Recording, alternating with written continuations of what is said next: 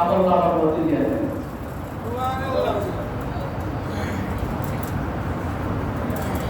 এমন বরকতপূর্ণ একটা রাতকে আমরা খেলায় খেলায় না কাটিয়ে এই রাতের গুরুত্ব দিয়ে পুরাটা রাত আমরা আল্লাহর জন্য অক্ষ করে দেব।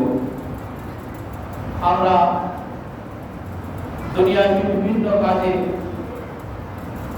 সারা রাত কাটায় দেই, খেলা দেখার জন্য সারা রাত কাটায় দেই, ক্রিকেট খেলা ফুটবল খেলা দেখার জন্য টিভির স্ক্রিনের সামনে বসে থাকি। কিন্তু একটা রাত আল্লাহ ইবাদতের জন্য কাটিয়ে দিল, এবার মানুষ পাওয়া এখন কঠিন হয়ে গেছে। মানুষ আল্লাহ তাআলাকে সময় দিতে চায় না, দুনিয়াকে মানুষ সময় দিতে চায়, দুনিয়ার রং তামাশায় মানুষ সময় দিতে চায়। আল্লাহ তাআলা যেহেতু আমাদেরকে এমন একটা রাতের সুযোগ করে দিয়েছেন যে রাত ইবাদত করলে অধিক সওয়াব পাওয়া যায়, আমরা আজকে এই রাতটাকে কাজে লাগাবো ইনশাআল্লাহ। রব্বুল আলামিন বলেন লাইলাতুল কদর খায়রুম মিন আলফি শাহর। এমন একটা রাত আল্লাহ তাআলা বান্দাকে দান করেছেন যে রাতে ইবাদত করলে 1000 বছরের চেয়েও বেশি সওয়াব আল্লাহ নামায় দেয়া দেয়। এটা হলো লাইলাতুল কদরের এক নম্বর ফজিলত। দুই নম্বর ফজিলত হলো লাইলাতুল কদরে আল্লাহ সুবহানাহু ওয়া তাআলা ফেরেশতাগণকে পাঠায় দেন জমিনের মধ্যে, যেমনটা আল্লাহ কোরআনুল কারীমে ইরশাদ করেছেন তানাজ্জালুল মালাইকাতু ওয়ার রূহু ফিহা বিইذনি রাব্বিহিম মিন কুল্লি আমর। আল্লাহ রাব্বুল আলামিন ফেরেশতাগণকে বিশেষ গুরুত্বপূর্ণ দায়িত্ব দিয়া, গুরুত্বপূর্ণ কাজ দিয়া দুনিয়াতে পাঠায় দেন সকাল থেকে একেবারে ফজর পর্যন্ত। তারা কেউ কি করে? ফেরেশতারা দুনিয়াতে একেবারে সন্ধ্যা রাতে চলে আসে। আয়েশা কি করে? হাদিসে পাকে নবী করিম সাল্লাল্লাহু আলাইহি ওয়াসাল্লাম এর বিভিন্ন ব্যাখ্যা দিয়েছেন। হযরত জিবরাইল আলাইহিস সালাতু ওয়াস সালাম আল্লাহ রাব্বুল আলামিন জিবরাইল ফেরেশতাকে সরদার বানাইয়া হাজার হাজার ফেরেশতার দল নিয়ে দুনিয়াতে পাঠায় দেন। তারা এসে কি করেন?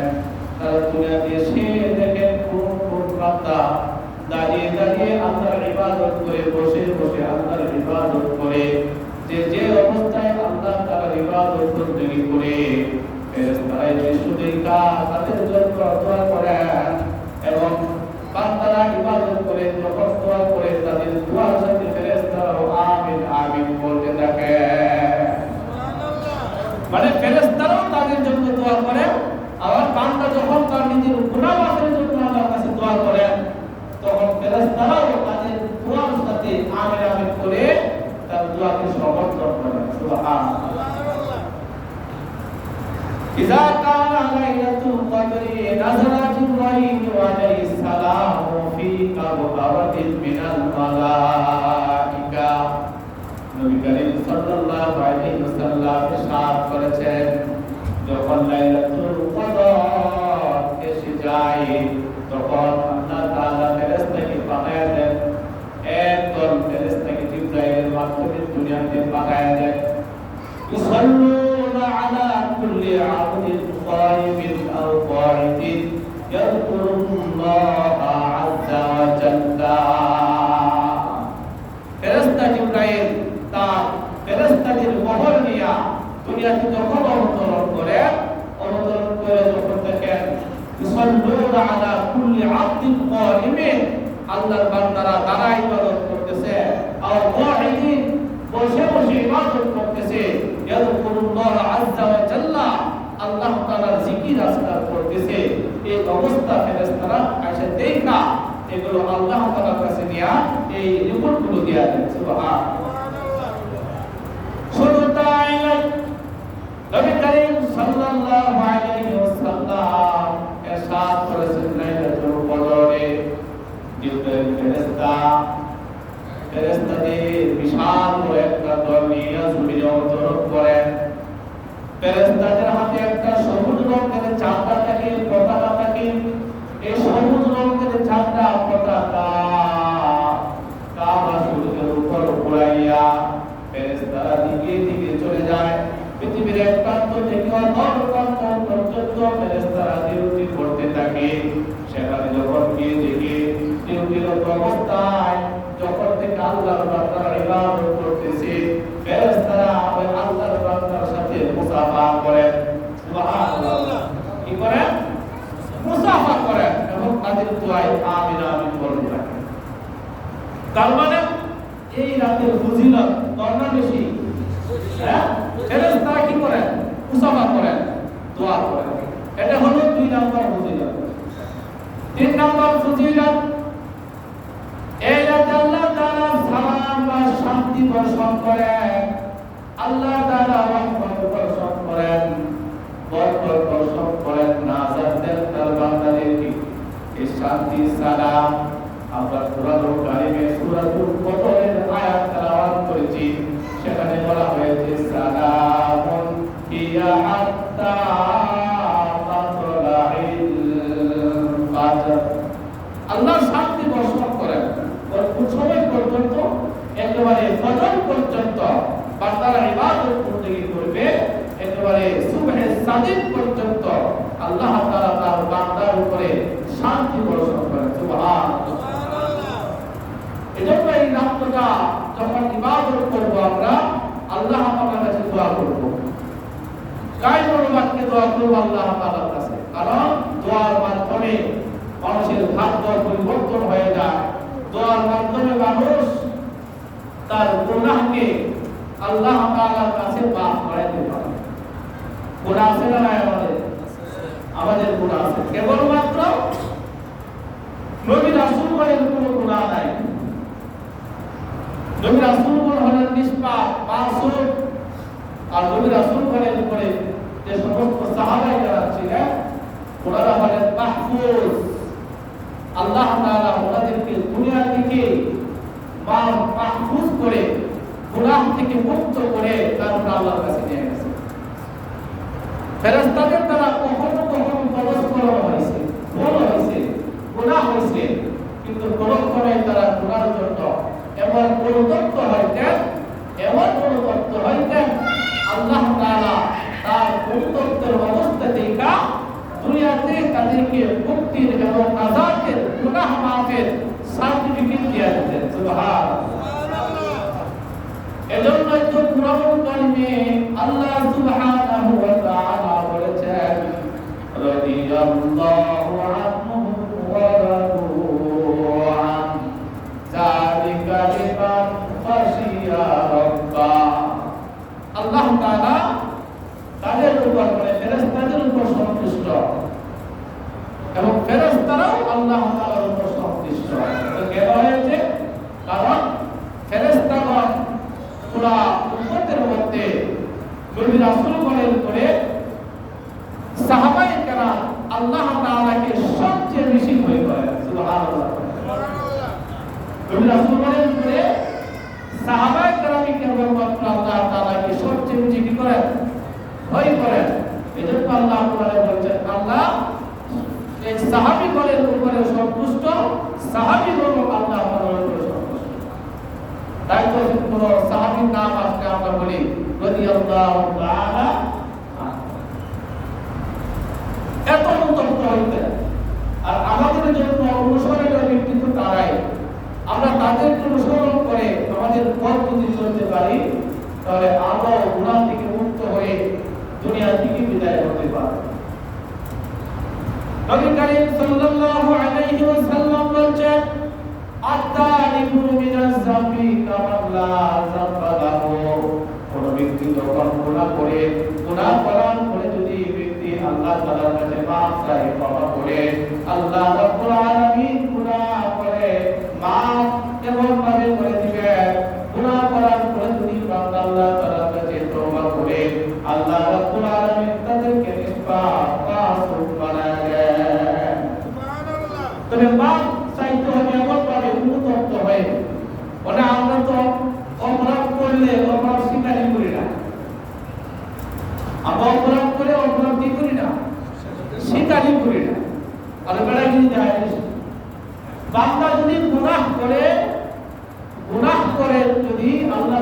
মাফ চায় আল্লাহ রাসূল বলেন আত-তাইবু মিনাজ যামবি কামান লা যামবা লাহু তওবাকারী ব্যক্তি এমন আল্লাহ তাআলার কাছে যদি খাস নিয়তে খালিস ভাবে তওবা করে আল্লাহ রাসূল বলেন আল্লাহ তাকে এমন নিষ্পাপ বানায় দিবেন যেন সে কখনো গুনাহই করে না সুবহানাল্লাহ।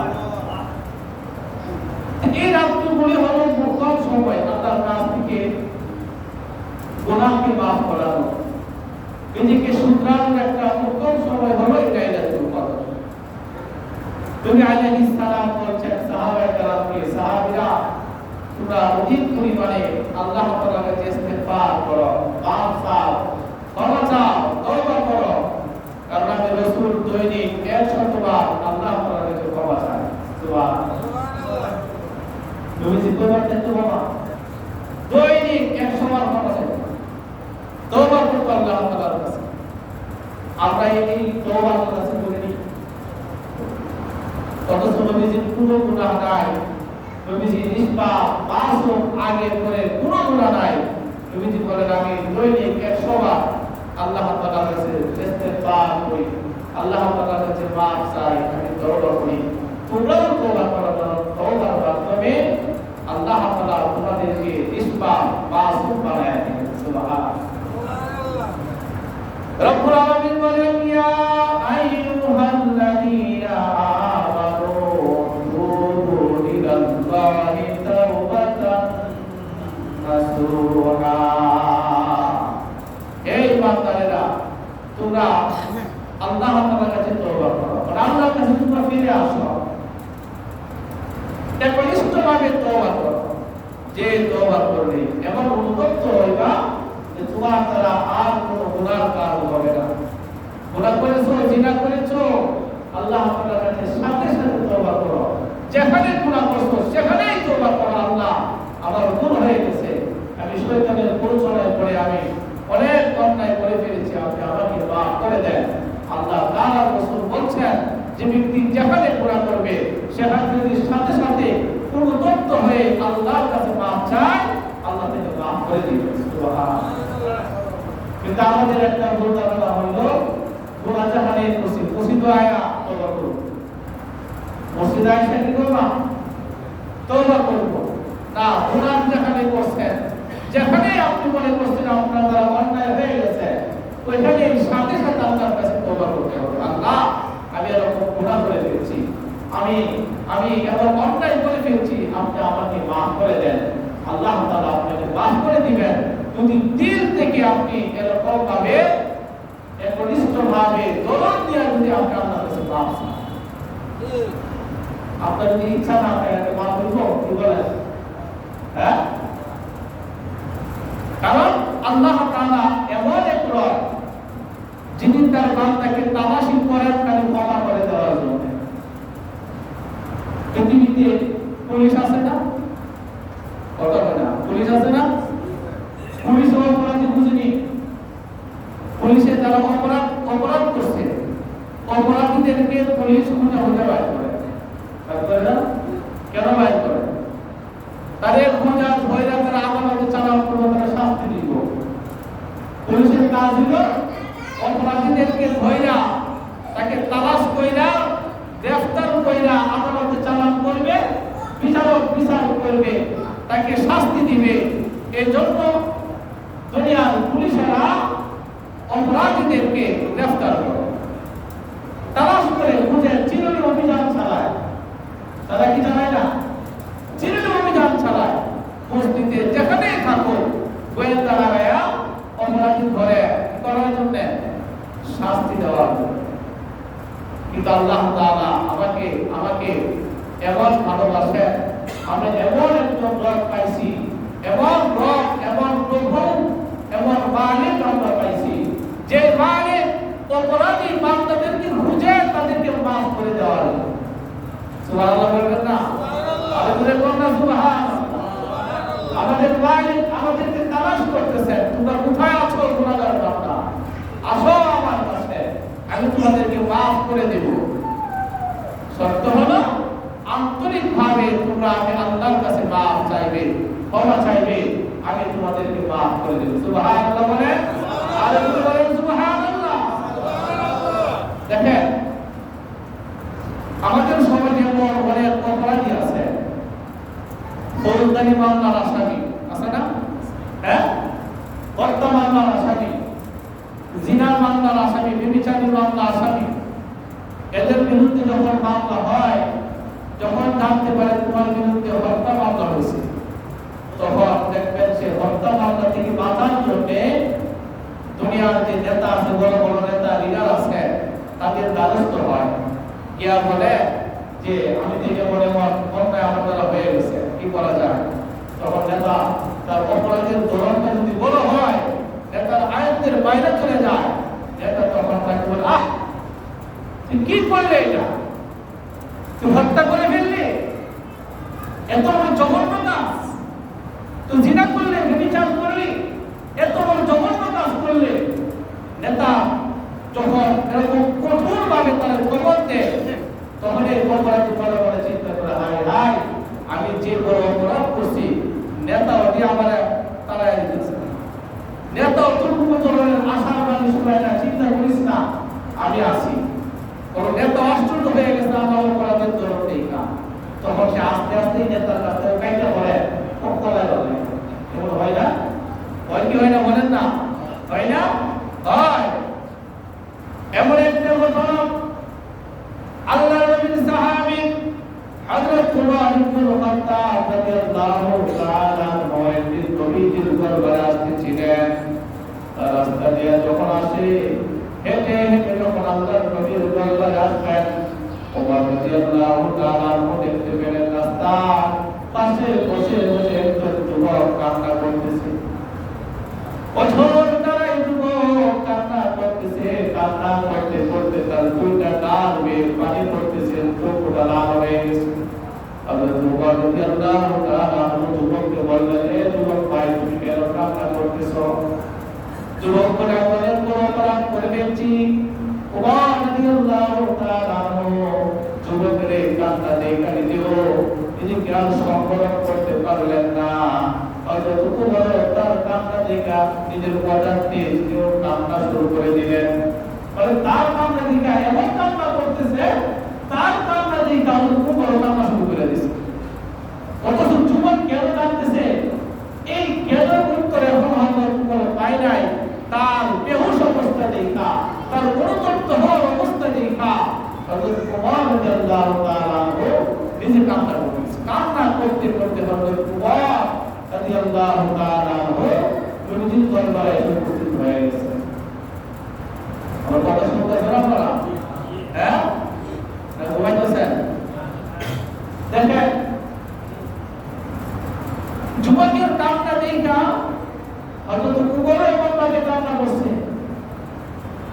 এই দুঃখ কষ্ট দেখা হযরত উমর কাঁদতে কাঁদতে নবীর দরবারে এসে উপস্থিত হয়ে গেছে। দুনিয়াতে মানুষ যে অপরাধ করে, অপরাধে ব্যস্ত আছে না? অপরাধে ব্যস্ত আছে না? সাধারণ মানুষেরা জীবিত অবস্থায় যে অন্যায় অপরাধ করে মানুষ হত্যা করে, স্বাভাবিকভাবে একটা গুলি করে মারা গেছে, এটা তো হত্যা না? কিন্তু গুলি করে মারার পরেও তারা যদি আপনার ছুরি দিয়া আবার তারা ডুবায়, হ্যাঁ, তাদের পাথর দিয়া যদি আরো শেষে, এটা আরো জঘন্য না? কি বলে, জঘন্য না? আরো জঘন্য। দুনিয়াতে মানুষ শয়তানের প্রচলন করে জিনা ব্যভিচার করে কি করে না?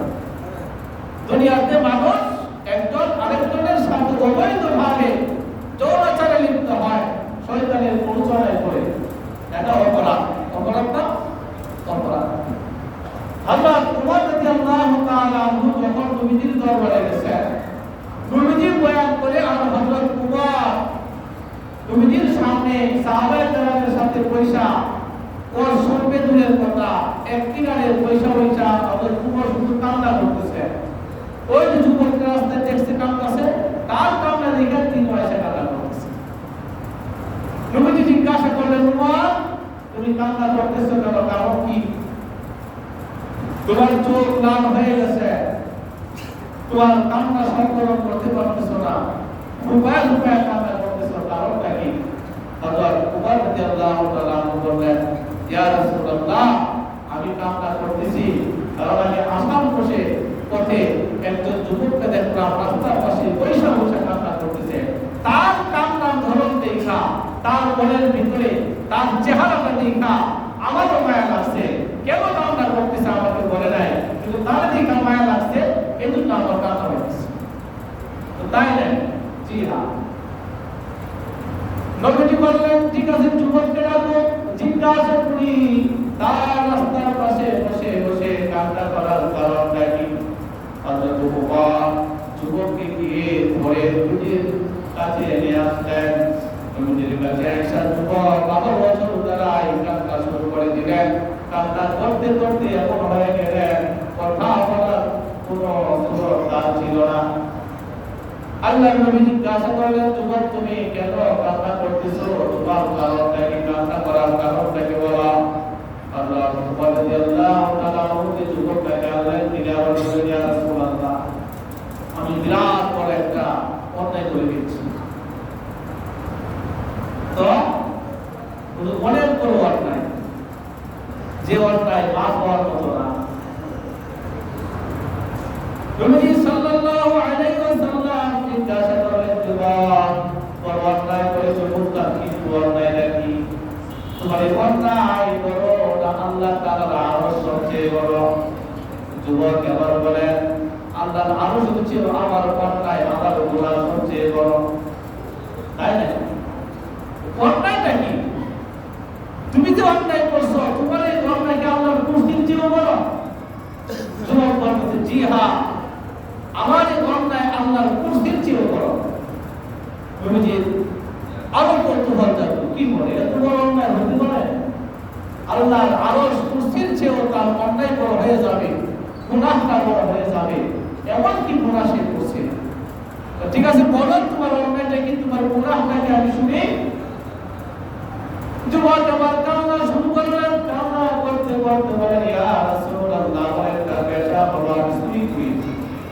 কি করে বলেন না? কি করে? চুরি করে। চুরি চুরি তো বেশ আছে, কিছু আছে বড় চুরি, কিছু আছে সিসকা চুরি, আছে না? মসজিদের জুতাতে চুরি করে, এগুলো সিসকা চুরি। 100 টাকা দামের জুতা নিয়ে আপনার থেকে ভালো নেই, কি বলে? হ্যাঁ, আমরা কিছু বহুত প্রশ্ন আছে, দেখো তাও দেখো চুরি করে, আছে না?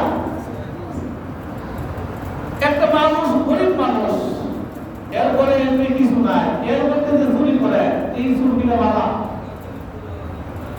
চুরির মধ্যে সবচেয়ে একটু চুর নয় না? যুবক বলতেছে, হুজুর, আমার অভ্যাস, আমার পেশায় আমি চুরি করি। গরিব মানুষ চুরি কইরা আমার জীবিকা নির্বাহ করি, আমার সংসার চালাই। তাহলে কেমন অভাব চিন্তা করবে? চুরি করো, ঠিক আছে, তুমি কি হয়েছে? চুরি করছো, চুরি করছো তো করা, কিন্তু কি চুরি করছো? শুনি হুজুর, এমন জিনিস চুরি করছি যেটা বলার কথা না, কিন্তু আজকে আমি বলতে বাধ্য হচ্ছি। ঠিক আছে, বলো। হুজুর, আমি চুরি করি হইল, মানুষ যখন মারা যায়, মারা গেলে তাকে কাপড় দিয়া কি করে দাফন করায়, দাফন করে। আমার মূল কাজ হইল এটা, মানুষ দাফন করলে পরে আমি নতুন কবরটা বইনা ওই কাফনটা নিয়ে চুরি করে তারপরে বিক্রি করে আমি সংসার। আমরা বলে একে অন্যায় কাফন চুরি কইরা সে কি করে তার সংসার চালায়। সাধারণত একটা মানুষ কবরস্থানের গেলে একটু ভয় লাগে, ভয় লাগে না?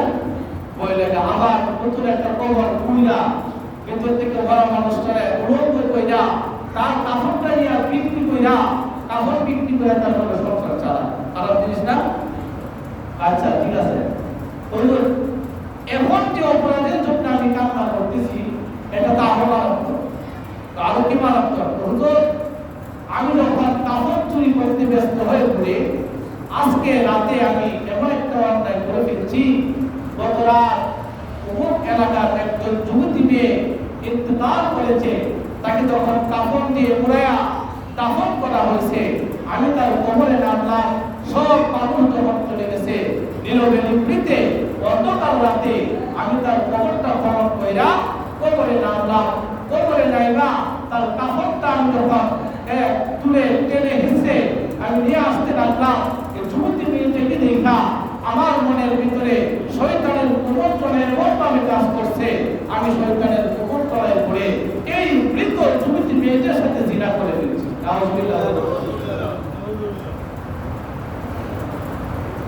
যুবতী মেয়ের সাথে, বৃদ্ধ মেয়ের সাথে আমি জিনা করছি। এই কথা বলে যুবক আমাকে আল্লাহ বলতে লাগলেন, ইয়া রাসূলুল্লাহ, জিনার করছি, জিনার করে যখন আমি চলে আসবে মতো অবস্থা আমার কানের মধ্যে আওয়াজ আসলো, হে যুবক তুই কি করলি? কবর জগতের মধ্যে শত শত হাজার হাজার মানুষের সামনে আমাকে উন্নত করে ফেললি, আমাকে গোসল করায় পবিত্র অবস্থায় এখানে শোয়া দেওয়া গেছে, তুই আমাকে নাপাক করে ফেললি।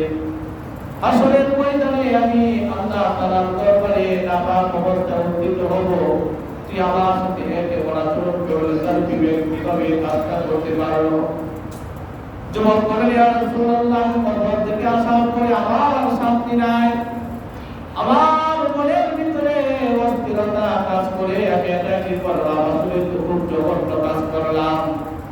জীবিত কোনো মহিলার সাথে যদি আমি জিনা করতাম বুঝাইতাম, কিন্তু একটা মৃত মেয়ের সাথে জিনা বিচার করার কারণে আমার কর্ণকুহরে এই যে আওয়াজটা এখন আসতেছে, এই অন্যায় অপরাধ থেকে আমি এখন মুক্তি পেতে চাচ্ছি, কি করা যায়? আল্লাহ তাআলা আমার এই অপরাধ মাফ করবো কিনা আমি সেই টেনশনে কামনা করতেছি। এই জঘন্য কাজ করে সে কামনা করতেছে। আল্লাহ নবী আশ্চর্য হয়ে বললেন, কি বলো তুমি? এটাও সম্ভব? মৃত মানুষের সাথে জিনা এটাও কি সম্ভব? এটা বিশ্বাস করতে হবে। আল্লাহ নবী আশ্চর্য হয়ে গেলেন। এই যুবককে নিষ্কৃতির কোন সান্ত্বনা দিলেন না। যুবককে বললেন, তার অসুবিধা নাই, এ কথা বলার মতো কোনো ভাষা আল্লাহ রাসূলের নাই। যুবক আবার চিন্তা করলো, হায় হায়, আমি কি অপরাধ করলাম? আমার এই অপরাধের কথা শুনে নবীজি তো আমার দিকে মুখ ফিরে এনেছে, আমাকে সান্ত্বনার বাণী শোনালেন না। নবীজি তো আমাকে একটু সান্ত্বনা দেওয়ার কথা চিন্তা করলো না। এবার যুবক বুঝতে পারলে আল্লাহ রাসূল আমার প্রতি রাগান্বিত হয়ে গেছেন, কারণ আমার এই অপরাধ সাধারণ কোন অপরাধ নয়, জগৎ মহা জগৎ অপরাধ। আমার এই গুনাহ মাফ হবে না। আল্লাহ রাসূল আমাকে কোন ধরনের আশার বাণী শোনাচ্ছে না। আল্লাহ রাসূলের দরবার থেকে রুখে চলে গেছে, চলে এমন ভাবে জঙ্গলের পাহাড়ের দিকে চলে গেছে। পাহাড়ে গিয়া যুবক আবার একাকী নীরবে নিভৃতে তারে করা অন্যায় কাজের জন্য আল্লাহ তাআলার কাছে মাফ চাইতে লাগলেন, ক্ষমা চাইতে লাগলেন। যুবক অনুতপ্ত হইয়া পাহাড়ের চূড়ায় বসে বসে বারবার কান্না করে আর আল্লাহ তাআলার কাছে মাফ চায়, আল্লাহ আমি অপরাধ করে ফেলেছি, গুনাহ করে ফেলেছি, মনের অজান্তে জেনে হোক বুঝে হোক অপরাধ করেছি, আল্লাহ আমাকে আপনি মাফ করে দেন। আপনি যদি আমাকে মাফ না করেন আমি কার কাছে যাব? যেমন নাকি আল্লাহ রাব্বুল আলামিন তার প্রিয় হাবিবকে বিভিন্ন দোয়া শিক্ষা দিয়েছেন, আল্লাহ রাসূল তার উম্মতদেরকে দোয়া শিক্ষা দিয়েছেন। একটা দোয়া ইস্তেগফার আছে, এরকম ইস্তেগফারটা বলা হয় সাইয়্যিদুল ইস্তেগফার, লা ইলাহা ইল্লা আনতা খলাকতানি আনা আবদুক ওয়া আনা আলা আহদিক ওয়া ওয়াদিকা মাসতাতাতু। এভাবে দোয়া করতেছে, আল্লাহ খলাকতানি ওয়া আনা আবদুক, আল্লাহ আপনি আমাকে সৃষ্টি করেছেন, আপনি আমার সৃষ্টিকর্তা, আমি আপনারই বান্দা, আপনি যদি আমাকে ক্ষমা না করেন আমি কার কাছে যাব? পৃথিবীতে আল্লাহ রাসূলের দরবারে গিয়েছিলাম, আল্লাহ রাসূল তার দরবারে আমাকে কোনো সান্ত্বনা দিলেন না।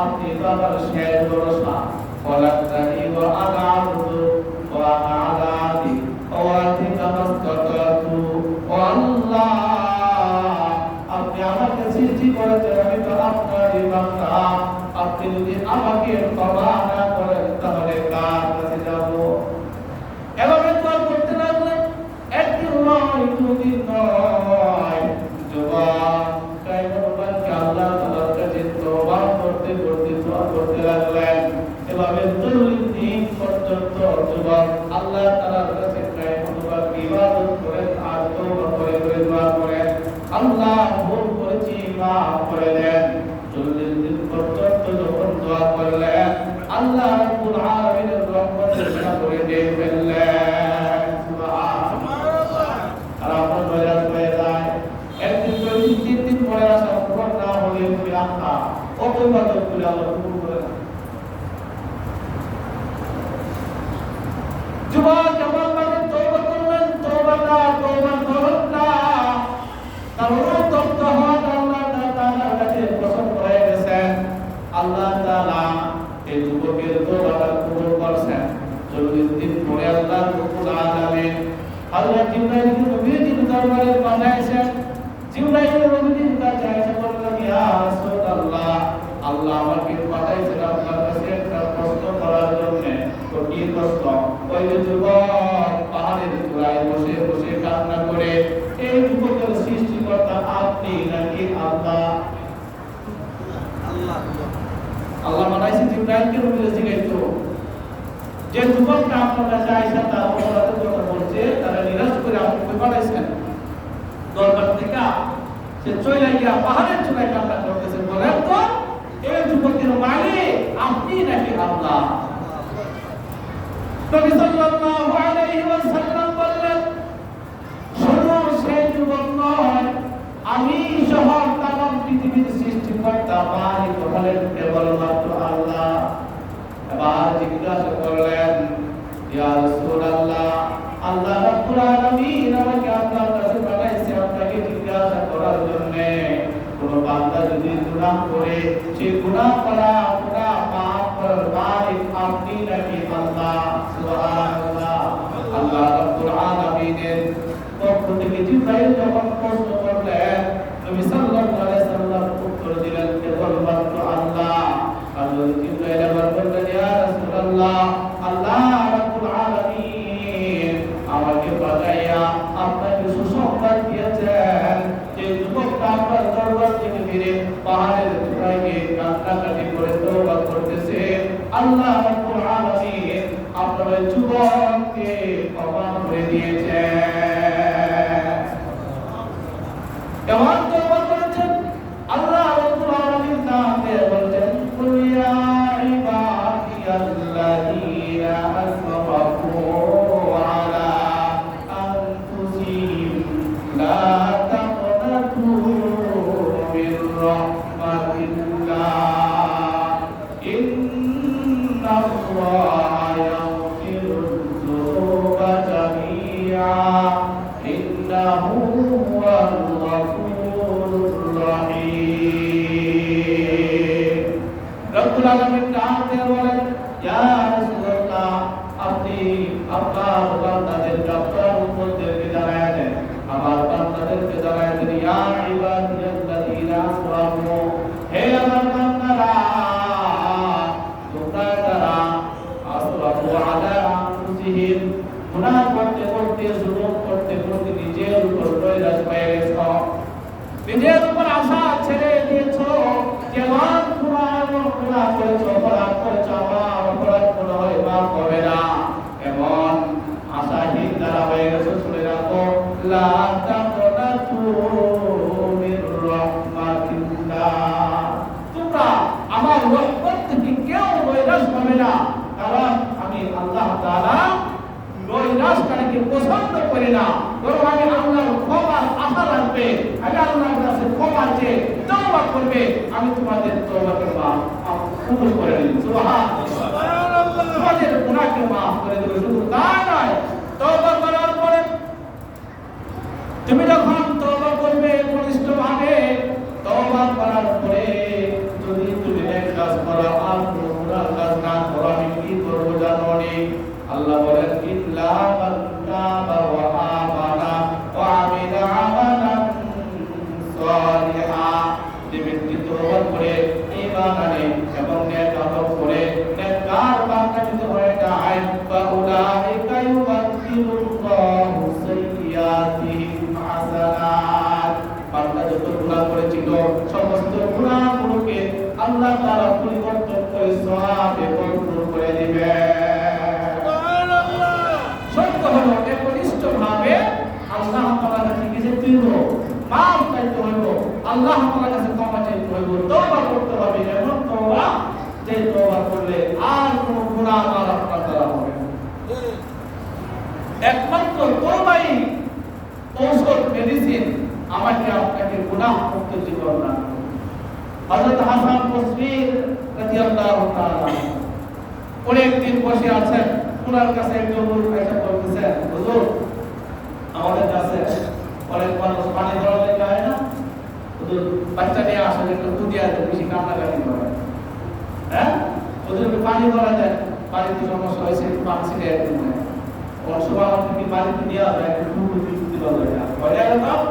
হযরত হাসান বসরি রাহমাতুল্লাহি আলাইহি উনি বসে আছেন, এমন সময় একজন লোক তার কাছে আসছে, এসে বলতেছেন, হুজুর আমার বাড়িতে কূপ আছে, কূপ আগে তো কূপ ছিল, এখন তো আধুনিক অবস্থা, কত সুন্দর ব্যবস্থা, আয় না কি আরামে গোসল করা যায়, পানি খাওয়া যায়। আগের যুগে গোসল করতে হইলে পানি চলা অবস্থা থেকে মনে হতো গোসল এক পাতা আঙুল চলতো, কূপ থেকে পানি তুলে সব কাজ করতে হতো, এত কষ্ট। পানি শুকায় গেছে, পানি কি হয়েছে, শুকায় গেছে। হাসান বসরির কাছে আসতে হতো, আমার কূপের পানি শুকায় গেছে, একটু দোয়া করে দেন, আমার কূপের মধ্যে যখন পানি হয়, কারণ এই কূপ থেকে আমি একা পানি খাই না, আমার এলাকার যারা সবাই কূপ থেকে পানি নিয়ে আসা, শুকিয়ে যাওয়ার কারণে সবাই কষ্টে আছে। হাসান বসরি রাহমাতুল্লাহি আলাইহি এই লোককে সবক দিয়ে দিলেন, ঠিক আছে তোমার কূপের পানি নাই, পানি সব ফুরায় গেছে, তুমি তওবা করো, ইস্তেগফার করো, ইস্তেগফার করো, আল্লাহ তাআলা ব্যবস্থা করে দিবেন। সুবহানাল্লাহ। পরক্ষণে আরেকজন লোক আসছে, আয়েশা কয়, হুজুর আমি তো ফসল ফলাইছি, সব মরে যেতেছে না, পোকা হয়েছে, সব নষ্ট হয়ে যাচ্ছে, আপনি একটা ওষুধ দেন বা আপনি দোয়া করেন এইগুলো যেন দূর হয়ে যায়। হাসান বসরি রাহমাতুল্লাহি আলাইহি বললেন, ঠিক আছে আমি তোমাকে মেডিসিন দিচ্ছি, তুমি মেডিসিন অনুযায়ী কাজ করো। মেডিসিন কি, তুমি কি ইস্তেগফার করো, আল্লাহর কাছে মাফ চাও, ইস্তেগফার করো, তওবা করো, আল্লাহ তাআলা তোমার ফসল ভালো করে দিবেন। আরেক প্রকার তো হুজুর পুরা হবে না, বিয়া বছর হয়েছে, 12 বছর হয়েছে, পুরা ভালো হয় না, আপনি এমন একটা মেডিসিন দেন, হ্যাঁ আল্লাহ তাআলা যেন আমাকে পুরা ভালো ব্যবস্থা করে দেন। আমাদের কাছে তো মানুষ আছে, তার করে দেওয়া যায়। হাসান বসরি রাহমাতুল্লাহি আলাইহি বলেন, ঠিক আছে তুমি যাও, তুমি ইস্তেগফার করো, তওবা করো, তওবা করলে আল্লাহ তাআলা তোমাকে কি দিবে, সরদার দিবে। আরেকজন আয়াতুল দোয়া করেন, আল্লাহ তাআলা যেন বৃষ্টি দেয়, কি দেয়, বৃষ্টি দেয়। কারণ বৃষ্টি না হওয়ার কারণে জমিন ফাইটা চৌচির হয়ে গেছে, জমিন থেকে ফসল উৎপন্ন হচ্ছে না, আল্লাহ তাআলা তোমার বৃষ্টি দিয়ে ব্যবস্থা করে আপনি দোয়া করেন। তিনি বলছেন, তুমি আল্লাহ তাআলার কাছে গিয়ে মাফ চাও, তওবা করো, ইস্তেগফার করো, আল্লাহ তাআলা এর ব্যবস্থা করে দিবেন। সুবহানাল্লাহ। হাসান বসরি রাহমাতুল্লাহি আলাইহি চারজনকে একই ওষুধ দিয়ে দিলেন। চার ধরনের ব্যক্তিকে চারটা ওষুধ দেওয়ার কথা ছিল, কিন্তু ওষুধ দিয়েছে একটা, কয়টা, একটা ওষুধ দিয়েছে নাকি, রোগী কইল চারজন, ওষুধ দিয়েছে একটা, একটা ওষুধের নাম কি, ইস্তেগফার। একজনের কূপে পানি গেছে না, পানি নাই, আরেকজনের সন্তান হয় না, হ্যাঁ আরেকজনের কি তার জমিন খাইতে গেছে না, সব কিছুর জন্য হযরত হাসান বসরি রাহমাতুল্লাহি আলাইহি ওষুধ দিয়েছে একটা, ইস্তেগফার। খাদেম হযরত হাসান বসরি রাহমাতুল্লাহি আলাইহি জিজ্ঞাসা করলেন, হুজুর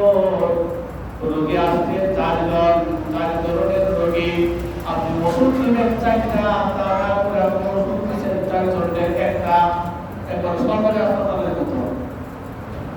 আপনি যত বড় অসুখী হোক এখানে কিন্তু আমি নেই নাকি কিনা লেগে যাইবেন উনি একটাই দেশ সবাই নেই। হাসান বসরি রহমাতুল্লাহি আলাইহি খাদেম যখন প্রশ্ন করলেন হযরত চার ধরনের রোগীর ওষুধ দিবেন চার ধরনের, কিন্তু আপনি ওষুধ দিচ্ছেন চার ধরনের রোগী একটা কারণ নাকি? হাসান বসরি রহমাতুল্লাহি আলাইহি বলেন আমি বলে দেব, কারণ আমি যে কিতাব থেকে মেডিসিন দেই ওষুধ দেই সেই কিতাবে চার ধরনের রোগীর জন্য এই একটা মেডিসিনের কথাই আল্লাহ লিখে দিয়েছেন। সুবহানাল্লাহ। সেই মেডিসিন কি? তিনি আমার কোরআন থেকে তালাওয়াত করে বললেন ফাকুল তুস্তাগফিরু রাব্বাকুম ইন্নাহু কানা গফফারা ইউরসিলিস সামাআ আলাইকুম মিদরারা ওয়া يمددكم بأموال وبنين ويجعل لكم جنات ويجعل لكم أنهارا।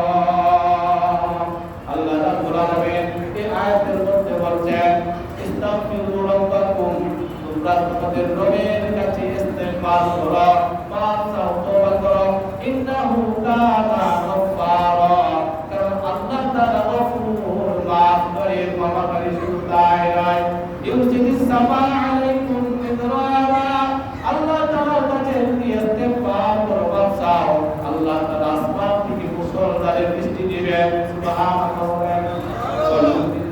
আমওয়াল, তোমাদের সম্পদ বৃদ্ধি করে দিবেন। ওয়াবানিন, সন্তান না হলে আল্লাহ সন্তান দিবেন। ওয়ায়াজআল লাকুম জান্নাত, আর তোমাদের জন্য উদ্যান বাগানকে বাগান করে দিবেন। ওয়ায়াজআল লাকুম আনহারা, ঝর্ণা নহরের ব্যবস্থা করে দিবেন। কারণ হলো তওবা ইস্তেগফার করলে আল্লাহ রাব্বুল আলামিন বান্দার যে সমস্ত জিনিসের প্রয়োজন হয় আল্লাহ রাব্বুল আলামিনের কাছে ইস্তেগফার করলে আল্লাহ এগুলো দিয়া দেন। সুবহানাল্লাহ। তাহলে ইস্তেগফার তওবা করে কোনো কিনায় ঔষধ নাই। আমরা যদি বিভিন্ন সমস্যায় পড়ে প্রথমে কি করতে হবে? ইস্তেগফার করতে হবে, তওবা করতে হবে। তওবা ইস্তেগফারের মাধ্যমে আল্লাহ তাআলার কাছে মাফ চাইতে হবে, ক্ষমা চাইতে হবে। তবেই না আল্লাহ তাআলা আমাদেরকে কাঙ্ক্ষিত বস্তুগুলো দিবেন।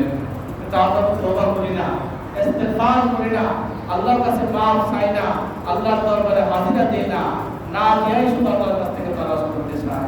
কিন্তু আজকের এই রজনী লাইলাতুল কদরের মতো রাত যখন আসে আল্লাহ তাআলা ওই বান্দার মধ্যে তালাশ করে তোমরা কোথায়, তারা গুনাহ করতে করতে নিজের উপরে জুলুম করতে করতে একেবারে নিজেকে শেষ করে ফেলেছো, আল্লাহর কাছে মাফ চাও, এখনো সময় আছে, তওবা করো, জিনা থেকে ফিরে আসো, সুদ ঘুষ গুনাহ মুক্ত জীবন ধারণ করো। আমি আল্লাহ তাআলার কাছে মাফ চাও, আমি আল্লাহ তোমাকে মাফ করে নিষ্পাপ বানিয়ে দেব, নতুন একটা গুনাহ মুক্ত পেরেশান মুক্ত একটা জীবন তোমাদেরকে দান করবো। রাজা ছিলেন ইনশাআল্লাহ। আল্লাহ তাআলা আমাদের সবাইকে তৌফিক দান করুন, সবাই বলে আমিন। ওয়ালা বিশুদ্ধ করার দরকার নাই, দোয়া দিয়ে দেই, তারপরে আমরা সারা রাত নিজেদের বক্তব্যরা ইবাদত বন্দেগী করবো ইনশাআল্লাহ। কি বলেন? হ্যাঁ, দোয়া দিয়ে দেই।